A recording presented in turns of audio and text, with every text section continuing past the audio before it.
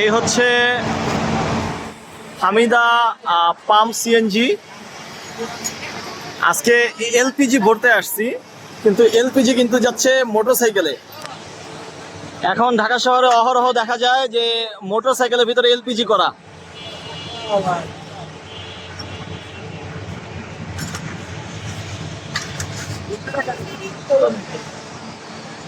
LPG কি মানে অ্যামাউন্টও ঢুকানো যায় ফুয়েলের মতো, তেলের মতো? হ্যাঁ হ্যাঁ, যত ইচ্ছা নেওয়া যায়। আচ্ছা, এটার বেনিফিট কি? তার বেনিফিট হচ্ছে আপনার 450 টাকার এলপিজি ঢুকালে 300 কিলো যাবে। ওই গাড়িটা যেটা 1 লিটার তেলে 60 কিলো যায়, ওই গাড়িটা আপনার 300 টাকার এলপিজিতে 300 কিলো যাবে। আর বেশি সিসির গাড়ি হইলেও কোনো সমস্যা নাই? কোনো সমস্যা নেই।